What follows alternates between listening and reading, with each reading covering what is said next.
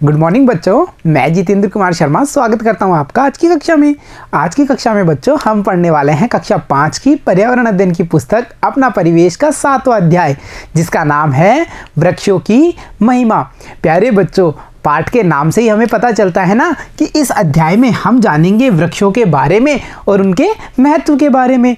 प्यारे बच्चों, आपको ये तो पता होगा कि जो ये हरे भरे वृक्ष हैं वो हमारे लिए कितने उपयोगी हैं, ये हमें कितना सहयोग देते हैं और इनसे प्राप्त होने वाली जो सामग्री है वो हमारे दैनिक जीवन को कितना आसान बना देती है। तो बच्चों, जब ये वृक्ष हमें इतना देते हैं तो हमारी भी तो जिम्मेदारी है कि बदले में हम भी कुछ इन्हें दें। तो वो कौन सी चीज़ होगी जो हम वृक्षों को दे सकते हैं?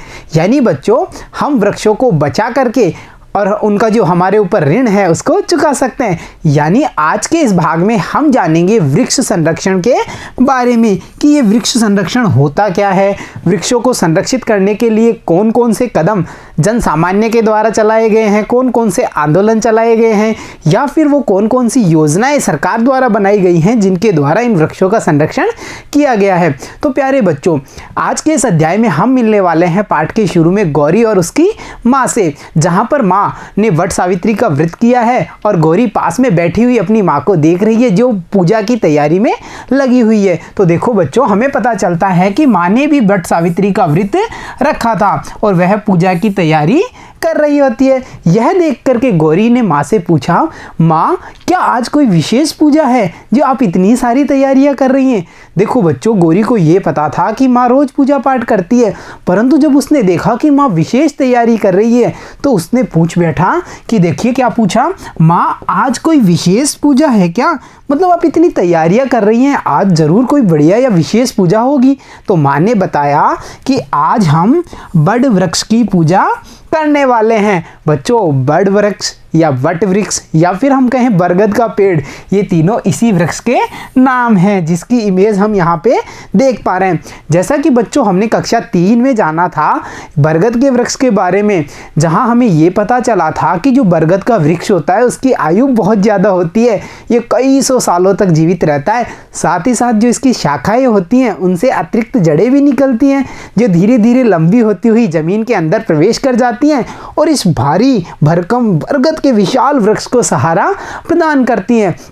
तो बच्चों, जैसा कि माँ ने बताया कि वट सावित्री के व्रत का जो अवसर है या उपवास का जो अवसर है उस पर हम बड़ वृक्ष की पूजा करते हैं, तो ऐसे ही और कौन कौन से अवसर विशेष हैं या व्रत त्योहार हैं जिन पर हम इन्हीं वृक्षों की पूजा करते हैं। तो चलो जानते हैं हम वृक्ष पूजा के बारे में। देखो बच्चों, यहाँ पर दी गई टेबल में हम देख पा रहे हैं एक तरफ अवसर या व्रतों के नाम लिखे हुए हैं और उनके सामने वृक्ष का नाम है जिसकी पूजा इन अवसर या व्रतों पर की जाती है। जैसे देखिए, आंवला नवमी के अवसर पर आंवले के वृक्ष की पूजा की जाती है और साथ ही साथ दशा माता व्रत के अवसर पर हमने देखा पीपल की पूजा होती है।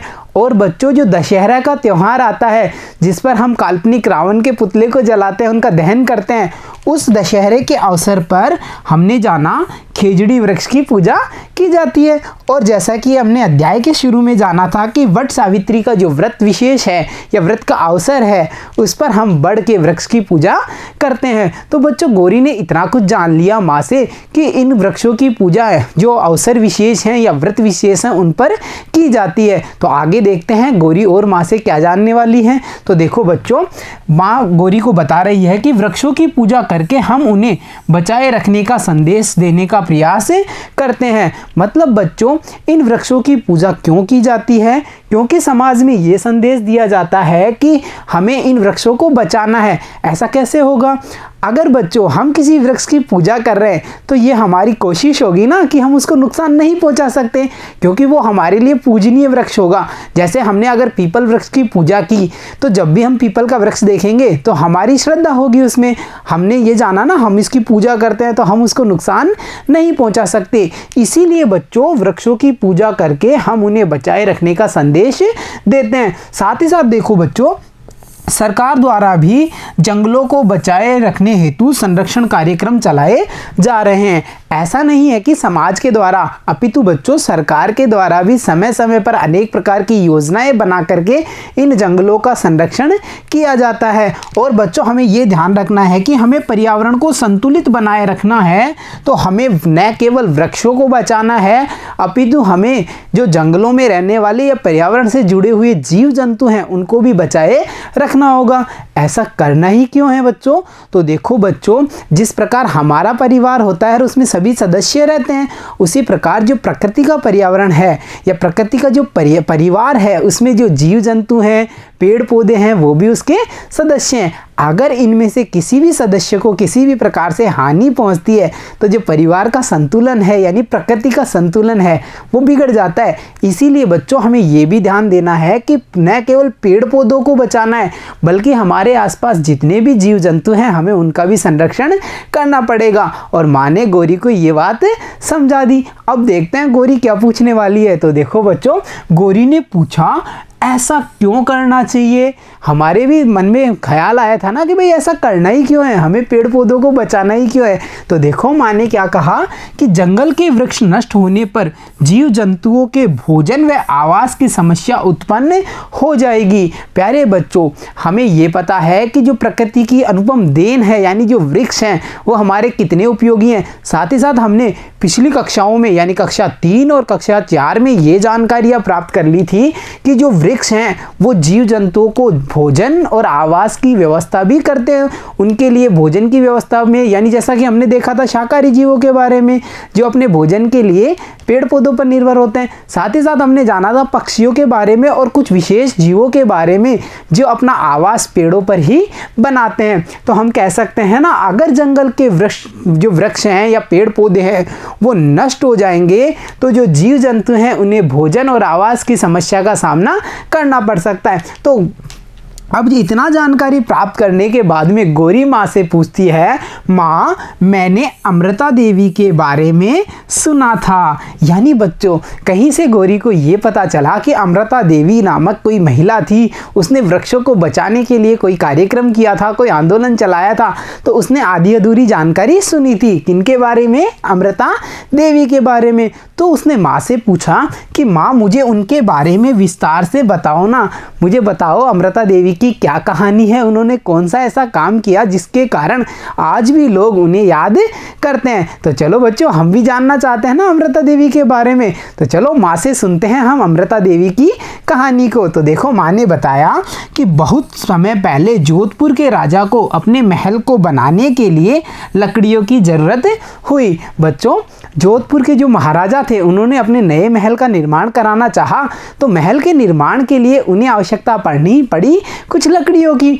अब लकड़ियों की आवश्यकता पड़ चुकी है राजा को, तो राजा ने क्या किया कि राजा ने अपने सैनिकों को आदेश दिया कि क्या कहा कि खेजड़ी के वृक्षों की जो लकड़ियां हैं मेरे राज्य में, जितने भी खेजड़ी के वृक्ष हैं उनकी लकड़ियों को तुम काट करके ले आओ। और ऐसा आदेश दे दिया राजा ने अपने सिपाहियों को। अब सिपाही जा चुके हैं लकड़ियां लेने के लिए। अब बच्चों उसी जोधपुर में रहने वाले जो विश्नोई समाज के लोग हैं उन्होंने विरोध प्रारंभ कर दिया। विश्नोई समाज बच्चों, विश्नोई समाज संत जाम्बू के अनुयायी होते हैं और ये जैसा कि नाम में ही पता चल रहा है ना, 20 और 9 यानी 29 नियमों का ये पालन करते हैं, जिनमें से एक नियम है बच्चों, हम वृक्षों को नहीं काटेंगे या जो गीले हरे वृक्ष हैं उनको नहीं काटना। ये विश्नोई संप्रदाय का एक मुख्य नियम होता है। जब राजा ने खेजड़ी के वृक्षों को काटने के लिए कहा तो विश्नोई संप्रदाय के जो लोग थे उन्होंने इसका विरोध प्रारंभ कर दिया। और यहाँ बच्चों हम देख पा रहे हैं खेजड़ी वृक्ष की इमेज को। बच्चों खेजड़ी वृक्ष के बारे में हमें ये पता होना चाहिए कि इसे हमारे राजस्थान राज्य का राज्य वृक्ष भी घोषित किया गया है। साथ ही साथ बच्चों यह पौधा या पेड़ होता है, इसकी जड़ें काफ़ी गहराई तक जाती हैं। ये मरुस्थल में उगने वाला पौधा है या पेड़ है। बच्चों इस पेड़ की जड़ें गहराई में क्यों जाती हैं? क्योंकि जो शुष्क आवासीय पौधा होने के कारण वहाँ पर जल की कमी होती है और ये जड़ें ज़मीन में गहराई तक जाकर के पौधे के लिए पानी और खनिज लवण की व्यवस्थाएं करती हैं। इसी कारण जो खेजड़ी वृक्ष है उसकी जड़ें काफ़ी गहराई तक जाती हैं और वो आकार में काफ़ी लंबी होती हैं। तो हमने जानकारी प्राप्त कर ली खेजड़ी वृक्ष के बारे में। तो चलो अब स्टोरी में आगे चलते हैं और जानते हैं अमृता देवी के बारे में। हमें ये तो पता चला कि राजा ने आदेश दे दिया और विश्नोई संप्रदाय के लोगों ने विरोध कर दिया है। अब आगे क्या होने वाला था? तो देखो बच्चों, राजा के आदेश पर सैनिक खेजड़ली गांव में वृक्ष काटने गए। यानी बच्चों जो खेजड़ली गांव है वहां पर पहुंच चुके हैं सैनिक और खेजड़ी के वृक्ष काटने की तैयारी कर रहे हैं। जैसे ही बच्चों सैनिकों ने खेजड़ी को काटना प्रारंभ किया या शुरू किया, अमृता देवी विश्नोई पेड़ों से चिपक गई। और यहाँ इमेज में हम देख पा रहे हैं अमृता देवी विश्नोई को जो जाकर के खेजड़ी के वृक्ष से चिपक चुकी है और साथ में हमें दिखाई दे रहे हैं राजा के सैनिक जो इंतजार कर रहे हैं वृक्षों को काटने का। और देखो उन्होंने क्या कहा, जो अमृता देवी विश्नोई है उन्होंने कहा, मुझे काटकर ही तुम लोग पेड़ों को काट पाओगे। कितनी वीरता भरी बात कही है अमृता देवी ने। और जैसे ही ये वीरता वाली बात गांव वालों ने सुनी और वो सब भी दौड़ करके जितने भी खेजड़ी के वृक्ष थे सबसे सारे गांव वाले चिपक चुके हैं, जैसा कि हम इमेज में देख पा रहे हैं। अब बच्चों स्थिति कैसी हो गई? राजा का आदेश है, सबको वृक्ष काटने हैं, वहाँ गांव वाले सारे वृक्षों से चिपक चुके हैं। अब सैनिक क्या करने वाले थे? तो देखो बच्चों, राजा के सैनिकों ने अमृता देवी व गांव वालों को पेड़ों सहित काट दिया।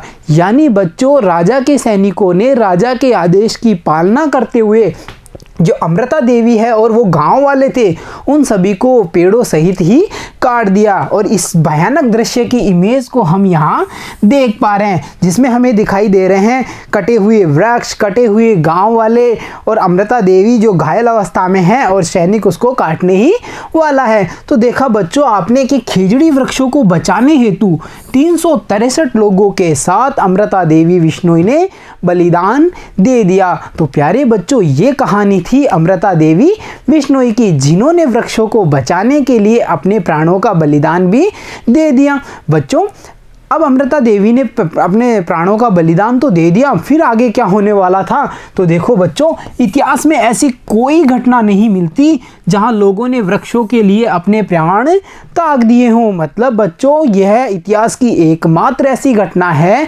जिसमें वृक्षों को बचाने के लिए किसी मनुष्य ने अपने प्राणों का बलिदान दे दिया हो। और बच्चों इस घटना से प्रेरणा लेकर ही चिपको आंदोलन चलाया गया। प्यारे बच्चों चिपको आंदोलन जिसकी इमेज हम नीचे देख पा रहे हैं और इमेज को देखने पर हमें ये पता चल रहा है कि एक वृक्ष है जिसके चारों तरफ कुछ महिलाएं चिपक करके खड़ी हुई हैं। यानी हम ये अंदाज़ा लगा सकते हैं कि जो चिपको आंदोलन था वो वृक्षों और पर्यावरण को बचाने से संबंधित था। तो चलो बच्चों अब हम जानकारी प्राप्त करते हैं चिपको आंदोलन के बारे में। तो देखो बच्चों चिपको आंदोलन यह एक पर्यावरण रक्षा का आंदोलन था। यानी यह आंदोलन भी पर्यावरण और पेड़ पौधों को बचाने के लिए चलाया गया था। यह भारत के उत्तराखंड यानी बच्चों तत्कालीन उत्तर प्रदेश, उस समय के उत्तर प्रदेश में किसानों द्वारा वृक्षों की कटाई के विरोध में चलाया गया। यानी ये आंदोलन किसानों के द्वारा चलाया गया था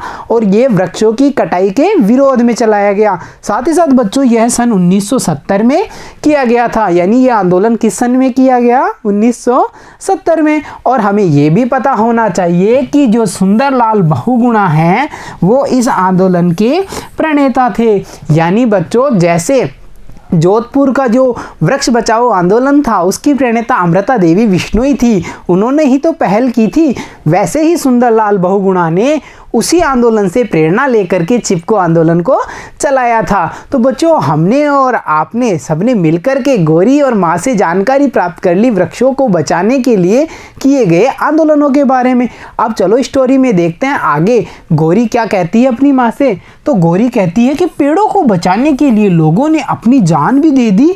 ऐसा क्यों कि पेड़ इतने कितने महत्वपूर्ण हैं कि लोगों ने अपनी जान तक दे दी? तो देखो बच्चों माँ ने बताया कि पेड़ों को बचाने के लिए लोगों ने अपनी जान दे दी क्योंकि पेड़ पौधे हमें फल, फूल, अनाज, सब्जियां, लकड़ियां, औषधि और ऑक्सीजन देते हैं। ऑक्सीजन मतलब बच्चों प्राणवायु। हम श्वसन के अंदर जो वायु ग्रहण करते हैं वो ऑक्सीजन होती है और बाहर हम कार्बन डाइऑक्साइड छोड़ते हैं।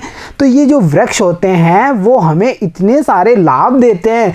तो माँ ने बताया ना कि वृक्षों से हमें इतने सारे लाभ मिलते हैं, तो इन्हीं लाभों के लिए और इनका ऋण मानते हुए लोगों ने इनको बचाने के लिए अपनी जान भी दे दी है। तो प्यारे बच्चों, देखा आपने, हमने अमृता देवी बिश्नोई की कहानी से ये जानकारी प्राप्त की कि ये वृक्ष हमारे लिए कितने उपयोगी हैं, और साथ ही साथ हमें पता चला इतिहास के उन आंदोलनों के बारे में, उन कार्यक्रमों के बारे में जिनके द्वारा लोगों ने इन पर्यावरण के जो अतुल्य लाभ हैं यानी वृक्ष हैं उनको बचाने के लिए कितना सारा काम किया है। तो चलो बच्चों, अब प्राप्त ज्ञान का उपयोग करते हैं और कुछ आसान से प्रश्नों को हल करते हैं। सोचिए और बताइए में। देखो बच्चों, आपके आसपास किन किन पेड़ पौधों की पूजा की जाती है? तो हमारे आसपास भी पेड़ पौधों की पूजा होती है। उन्हीं वृक्षों के नाम हमें हमारे इस पहले प्रश्न के उत्तर में लिखने हैं। तो हम कैसे लिख सकते हैं कि हमारे आसपास पीपल, तुलसी, आंवला, केला और बड़ के पेड़ पौधों की पूजा की जाती है। तो देखा कितनी आसानी से हमने पता किया और यहाँ हमारे प्रश्न का उत्तर लिख दिया। अब बढ़ते हैं हम हमारे अगले प्रश्न पे, और अगला प्रश्न है, पता कीजिए कि किस वृक्ष को हमारा राज्य वृक्ष घोषित किया गया है। तो बच्चों, हमने ये पता किया था ना कि हमारा राज्य वृक्ष खेजड़ी को घोषित किया गया है, और देखा कितनी आसानी से हमने इस प्रश्न का उत्तर भी दे दिया। चलो अब बढ़ते हैं हम हमारे अगले प्रश्न पे, और अगला प्रश्न है, वृक्षों को कटने से बचाने के लिए लोगों द्वारा क्या क्या प्रयास किए जा रहे हैं। मतलब बच्चों, इस प्रश्न में हमें ये बताना है कि लोगों द्वारा कौन कौन से ऐसे प्रयास किए गए हैं जिनके द्वारा वृक्षों को कटने से बचाया गया है। तो देखो बच्चों, जैसा कि हमने अध्याय का अध्ययन किया तो हमें इतना पता चला कि वृक्षों को कटने से बचाने के लिए लोगों द्वारा वृक्षों को पूजा जाता है। यानी बच्चों, वृक्षों की पूजा के माध्यम से ये संदेश दिया जाता है कि हमें इन वृक्षों को बचाना है। और साथ ही साथ देखो कि वृक्षों के लिए कुछ क्षेत्र संरक्षित कर दिए गए हैं। यानी बच्चों, जो ओरण, चारागाह है या फिर गोचर भूमि होती है, जिसके बारे में हम पाठ में आगे जानकारी प्राप्त करेंगे, इनको संरक्षित बना करके, मतलब चारागाह क्षेत्र घोषित करके इन वृक्षों का संरक्षण किया जाता है। और साथ ही साथ देखो बच्चों, वृक्षों के महत्व को लोगों को समझाया जा रहा है ताकि लोगों में चेतना जागृत होती है कि ये वृक्ष हमारे बहुत काम के हैं, और फिर लोग इन्हें बचाने का प्रयास करने लग जाते हैं। और बच्चों, इस प्रकार हमें ये भी पता है कि वृक्षों को कटने से बचाने के लिए विभिन्न प्रकार के आंदोलन चलाए जा रहे हैं, चाहे जोधपुर वाला अमृता देवी बिश्नोई का आंदोलन हो या फिर सुंदरलाल बहुगुणा द्वारा प्रेरित चिपको आंदोलन हो। ये वो आंदोलन है बच्चों जिनके द्वारा इन इतने काम के जो हमारे वृक्ष हैं, हमारे लिए इतने उपयोगी वृक्ष हैं, इनको बचाने का प्रयास किया जा रहा है। तो चलो बच्चों, अब बढ़ते हैं हम हमारे अगले प्रश्न पे, और हमारा अगला प्रश्न है, आपके आसपास किस अवसर पर पेड़ पौधों को लगाने की परंपरा है। बच्चों, हमारे आसपास जिन भी अवसरों पर पेड़ पौधे लगाने की जो परंपरा है उसके बारे में हमें यहाँ बताना है। तो देखो, फॉर एग्जांपल मैं मेरा बताता हूँ। जैसे हमारे आसपास बच्चों नए वर्ष के दिन, वन महोत्सव के दिन या विभिन्न त्योहारों पर तथा विभिन्न महापुरुषों की जयंतियों के अवसर पर पेड़ पौधे लगाने का कार्य किया जाता है। अब आपके आसपास कि वो कौन सा अवसर विशेष है जिस पर नए वृक्ष लगाए जाते हैं, वृक्षारोपण किया जाता है, उनके बारे में आप यहाँ पे जानकारी देंगे। तो देखा प्यारे बच्चों, आज के इस भाग में हमने जानकारी प्राप्त की वृक्ष संरक्षण से जुड़े हुए विभिन्न कार्यक्रमों के बारे में, साथ ही साथ हमने चर्चा की वृक्षों से होने वाले लाभों के बारे में, जहाँ हमें ये पता चला कि मानव ने अपने प्राणों का बलिदान देकर भी इन वृक्षों को बचाने का प्रयास किया है। तो प्यारे बच्चों, आज की इस कक्षा में इतना ही। मिलता हूँ आपसे अगली कक्षा में, तब तक के लिए धन्यवाद बच्चों।